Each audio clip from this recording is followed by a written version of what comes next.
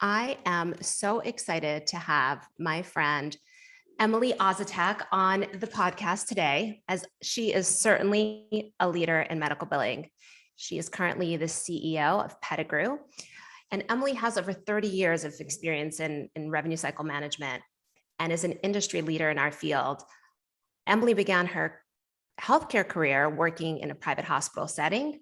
She learned all phases of Part A and Part B billing and was later recruited by a large RCM firm to help re-engineer their company for profitability, as well as ensuring compliance and industry standards. Osetek later bought and built her own revenue cycle management firm, SourceNet, and she joined PETTIGREW in August 2019 because PETTIGREW had acquired her company. Emily was then named COO, and she led the operations for US, India, and the Philippines. She is now recently the CEO of PETTIGREW and the past president of HBMA, which we are both members of, and that's exactly how we met Emily. So Emily, thank you so much for agreeing to do this with me. I just want to get right into it. Yeah, great. Well, thank you for having me. I think this is exciting. Yeah, so we originally met years ago at HBMA. I know you've been a member for a long time. Tell me, I'd like to know, what is something about our industry that upsets you, drives you crazy? Share with us what that could be. Well, probably something that probably drives me crazy about our industry and has for years and for a lot of people is metrics. Okay, we've always tried to strive, whether it's coming from HBMA or from other organizations, trying to get your metrics in place so that you can actually, while you're running your organizations, you know what your FTE should be. Are you going to do it by, patients? You can do it by revenue. There's all different ways that we do it. And yet I'd love to be able to see that information published, on an annual basis for all of us so that we can take a look at it and see how are we doing. That's probably what drives me crazy. So I guess it goes back to the reporting. Do you know what I mean? Because I've got my own metrics. And so upsetting me, I don't really think a lot of things do upset me. I can get frustrated at times, I would say. And that might be with, in my case, it's, working with so many different systems. And when I say that, PM systems, okay, but we're moving away from that and we're actually consolidating everything and into one system. That takes time. A lot of us have done this before. Do you know what I'm saying? And sometimes, you want to have several systems, but in order to have a standardized processes, it's much better to have one major PM system that you're working on. So, and what we've done is we've got analytics. We pulled in analytics. So it's helping me to get that reporting from all these other PM systems that we work on. Okay, so I have a bunch of questions. So do you have a favorite PM system that you like? You say you're moving to one. Are you having your own proprietary system, or did you choose one that you really like? We do have our own proprietary system, but that doesn't seem to be our system of choice. Okay, it's a little bit harder. And of course you have to hire your own programmers and whatnot. I don't have, the perfect system because I don't think there is one out there. I've seen several systems, but we are on a PM system that I've been on probably since about 2015. And it was engineered as a medical billing system. Okay, so it does anything and everything that we want. It automates, your follow-up for you. It automates your appeals. And this is a system that's been around a long time. Are you going to share with us what that system is, or is that going to be your secret? No, that's okay. It's SequelMed. It's SequelMed. Oh, I love SequelMed. Yes, it's a great system. Yeah, it works. Really it's good. Been around for a long time, and they keep it updated. And again, it really, when I look at some of these other systems out there, and we've been on them and we've worked on them, they might look pretty, but they're, not easy to work on, or they really don't have some of the automation that a RCM company really needs. They're great for providers, okay, because that's what a lot of them are focused on as physicians. But for an RCM company, we need a robust system. Yeah, absolutely. And I think SequelMed has some really good business, like intelligence and analytics, I know, as this add-on to that. So I'm sure that's really helpful for you. And I think SequelMed has the ability to save files within the system as well, from what I remember. Like, It so does. yeah, Yep. yeah, those are great features. Tell me about, I know you work a lot with your India team and your Philippines team. What's your take on offshoring? How do you feel about it? Um, I like it, and it has its purpose. Do you know what I'm saying? It is a good partnership with the US. You know, we run our business maybe a little bit different, or maybe like many others, but our US staff are primarily client service managers. Okay, they're client account managers. They're working with their clients. They might have multiple clients that they work with. They are, we also have, you know, of course, reimbursement managers and different things like that here. So we're managing these clients and the large processes. And then, of course, we have our partners, which are over in the Philippines and in India, and they are assisting us to where if we don't have automation, or we do have automation, they are actually, I could say in the past, they've not been as automated in the past. And so, of course, it was a lot of manual data entry. Okay, your manual payments that you couldn't get EFT or ERA, you know, if you can't get an interface, then you've got manual charges, demos and charges have to come in. And so they are a great help with all of that. And call center, we have a very large contact center, I still call it call center, and they do very well for our clients. And so we appreciate them. Do you have things that you keep in India versus the Philippines? Like, what do you do in the Philippines versus what you do in India?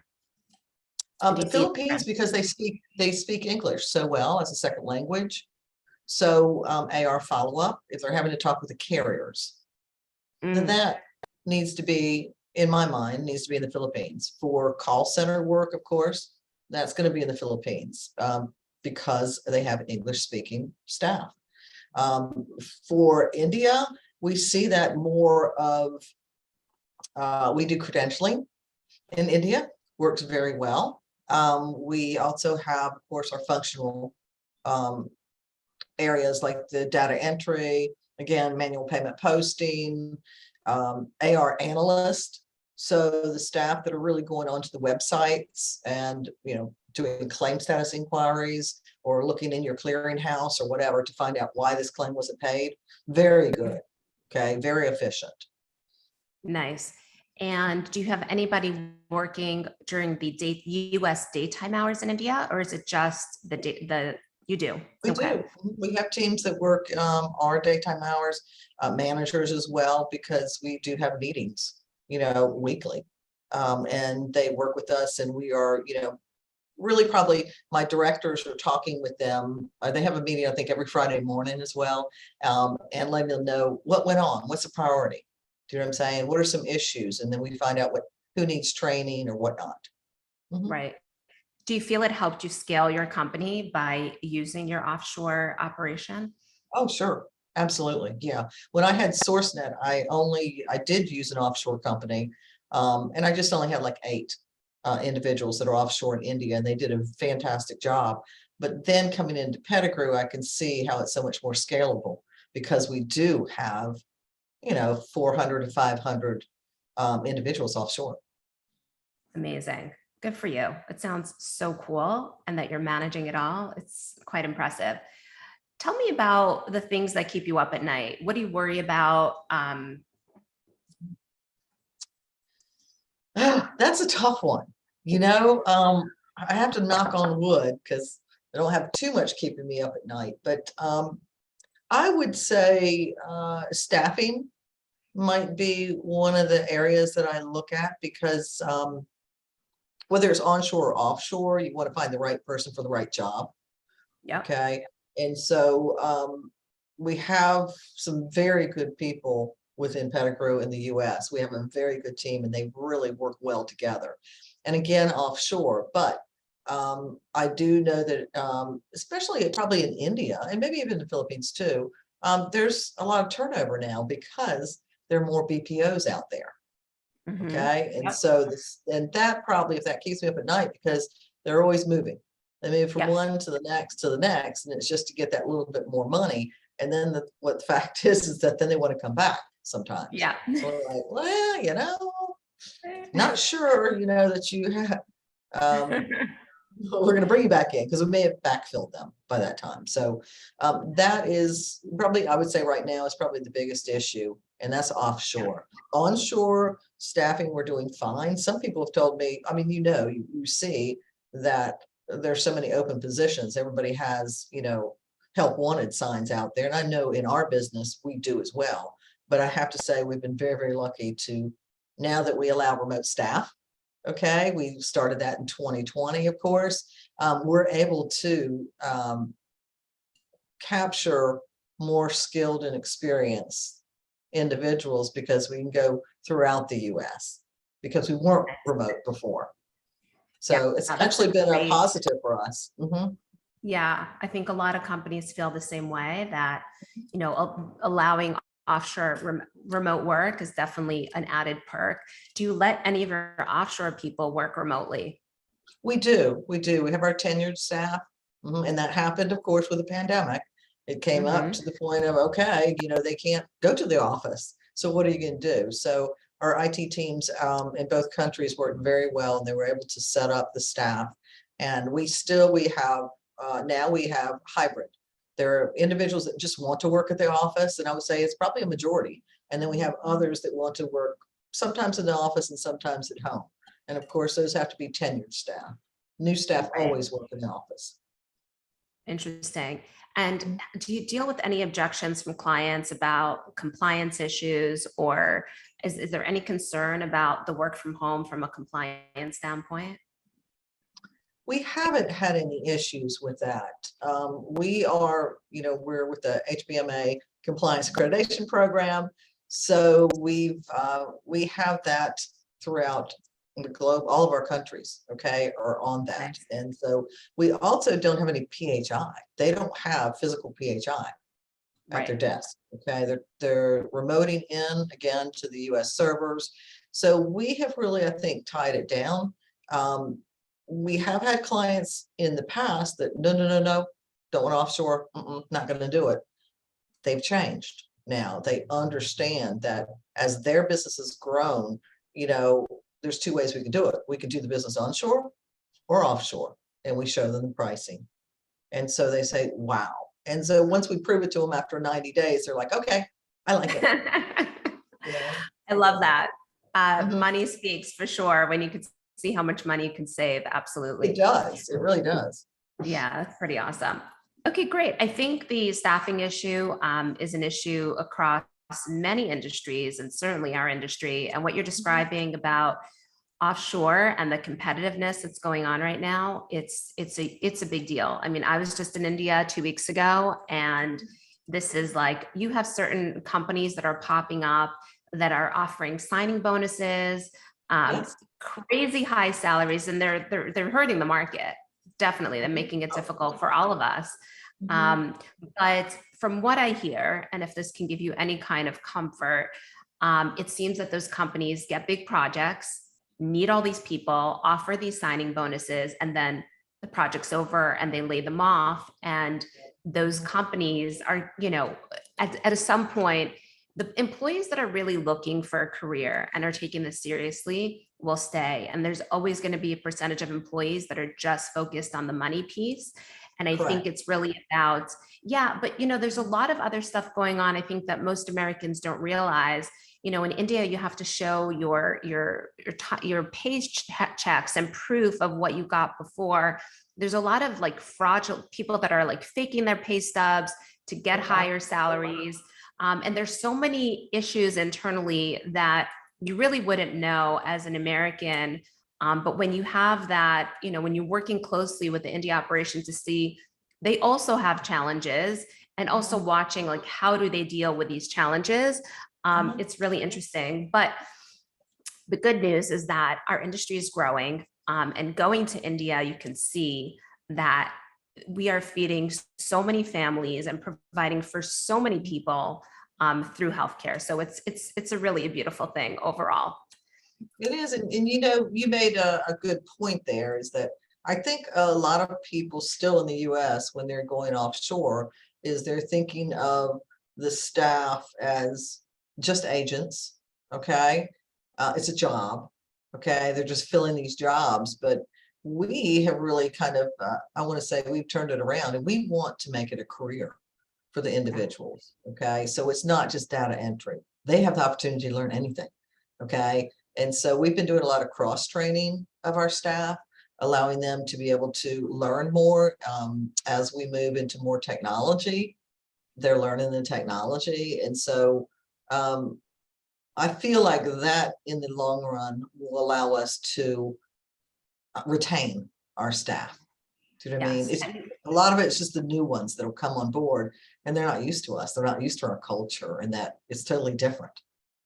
Yeah. So, And it's also interesting to see, I think, to be able to communicate to the employee from day one, what is the path to growth, right? And showing them that there is a career opportunity here, and how do you get there, right? So like, I think for us as well, I think we've had a lot of success in, we just had an award ceremony, and we awarded like different awards to employees. And we had like people that have been with us for 5+ years, and they got like a, you know, some kind of award for that. But there was a couple of employees that we highlighted that started off as agents and are now in a management position. And I think it's really inspiring for the newer employees to see like, hey, this guy started off as a caller just like me, and now he's like leading a large team. And, you know, for the new people, they don't realize they come into a new organization, they have no idea like who's been here for how long, what's going on. So I think it's also really great for people, like you said, to see that there's a career. and you know what, we took it a little bit further, because of course we have anniversary parties and things like that offshore, but we took it a little bit further, and we have a I guess each department has their own magazine, and they're publishing it quarterly. And it was so good. We started with our call center. And we went into coding. We're actually putting together the billing. Okay. And so it's a quarterly magazine, and it really it's a learning tool, because we were talking about, you know, what makes a great call center, you know, how do you deal with the patients and things like that. In coding, we're bringing up all the new you know, coding changes that are coming up, especially in 2023. Okay. But also we spotlight, or highlight, I should say, a lot of the employees in that magazine. And what we did when we first, I guess, came out with the call center one, so probably last year or whatever, and I said, you know, the client would really like to see this. So they're able to pull out, because they also talked about different campaigns in there. It's not a short little brochure. Okay. We're talking about a magazine is what they're doing. It's all online. And so they pulled out the piece for this one campaign, and they sent it to the client, and they did it for the other one. Those clients came back and said it was fantastic. It helped them to understand what happens offshore. And you know what, they were able to use some of that training information within their own organizations. So it really is very cool. Now, it takes a little bit to get them up, you know, and get these magazines in place. But as I said, we have, you know, our call center is doing it on a quarterly basis, coding's doing it on a quarterly basis, and now billing's going to come up with one.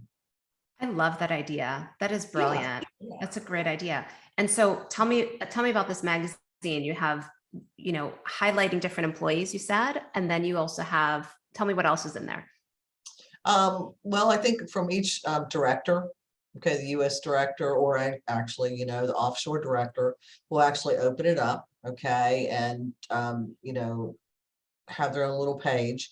And then it goes into really probably operational items, and talks about, you know, how do you handle upset patients on the telephone, okay? And it goes through the process of that. In coding, it's like, how do you handle, you know, a different chart? It comes in and it looks like this or whatever from a compliance standpoint. And then also it talks about any changes, of course, with CPT, ICD-10, anything like that. The same information that we're learning here in the US, they are also training their staff offshore at the same time. And then we have, of course, the employee corner, you know, where there are just, you know, pages and pages of individuals that have been promoted, new hires, anything and everything. They have some fun parties. I guess there was one about, I think somebody saw it online where you can make an outfit in trash bags. So they did the same challenge over in the Philippines. It was fantastic, some of the outfits they came out with. And so if they have different challenges like that, then that will be also highlighted in the Love magazine. that. Okay, Emily, I may steal that because that's a really cool idea. I like it. It's The a great way staff, to, yeah. I think the Awesome. staff love it. The US loves it. It helps them to understand and learn the employees, know the employees better, because they may not be talking to all of the employees. They may only be talking to the directors or the managers offshore. And so this way they get to see who's really working on their campaign. Yeah, absolutely. Okay, so as we get ready to wrap up, tell me Oh, what yeah. excites you about the future? Technology. I think technology Okay. is what excites me. This is the year that PETTIGREW is really going through a lot of technology changes. We could always say we're automated, and when we went through the pandemic, it's like, uh-oh, there were a few things that all of a sudden came up because our staff were remote or we're doing something different. And so we are going through all of our technology, and we're just upgrading it, updating, adding. We're doing things like AI. Okay, artificial intelligence. And so we're really making big changes there, I guess you could say. Of course, interfaces, everybody wants interfaces.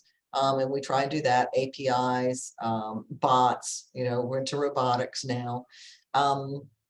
Analytics, okay. So we're actually taking, we'll have one analytics tool, taking all of our PM system data up into that. So it's much easier to be able to manage the business as a whole. See what else? Insurance discovery tools. Okay. Again, we don't want to have to be doing these manual eligibility checks. Okay. So if we can automate it, before it ever gets loaded into the system, coming in off the interface, goes up to an insurance discovery tool, eligibility discovery, then it comes back in to the system and it's clean. Okay. So it's just reducing your errors. So tell me how you're going about doing that. I know you have the SequelMed team that's helping you with the analytics piece, but are you using your own developers, or are you using a specific company? Like, to give us an idea of how you're managing all of this. Well, we use different companies. Instead, we do have our own infotech team here within PETTIGREW and WorldSource. WorldSource is what we call our India and Philippines organization.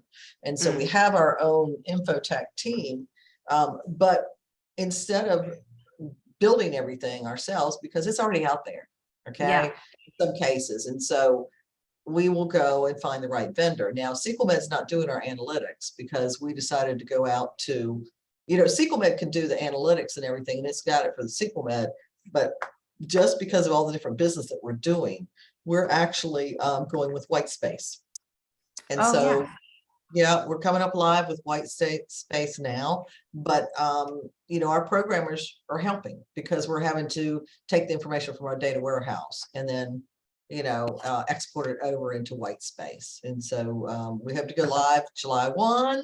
Okay. So we're that close to it. So I'm excited about that. We use, Zoll for eligibility and insurance discovery. And we've just started with them, and we've got a very good percentage rate. It's turning it over. When you work with hospitals, you're always getting bad data. Okay. So that is helping us so much that we're getting clean data. We have clean claims. It's no more back end work, where it has to go to the patient. Okay. We're doing digital patient statements more so than just paper patient statements. Okay. Not everybody, not all clients like that too much, but it's what the patients want. And so that's what we're doing, is whatever the patients want and what makes it better for them. So we have a cleaner claim, a cleaner bill going out to them. Nice. Is there any company that you like for digital statements? Well, we're using Vantage. Okay. Okay. There's several out there though. There's several ones out there. Okay. So we chose Vantage to work with them, partner with them. Okay. You know that we go to the same conferences and see the I same know. vendors. So it's Yeah. always nice to see like, okay, so who did you go with? And what did you decide to use for that? It's always great to share that information, especially when you're happy with the service. Okay, tell me, is there anything, and I know I hope to see you in September at the HBMA annual conference this year. St. Louis, yes. Yeah, I'm Excited excited about about it. Yeah, but tell me, is there anything you'd like to share that we have not covered today? And also, where can people find you if they want to connect with you? Okay. I don't know. I don't think I have anything to add. I think, I guess what I would say is that if anybody's looking at this and they have their own RCM company, and they're not a member of HBMA, I'm gonna put a plug in here. They need to be, because I would never be a CEO of PETTIGREW if I had not been with HBMA for 23 years. Okay, they Yeah. helped me to build my own business, to sell my business. Okay, so it's been fantastic.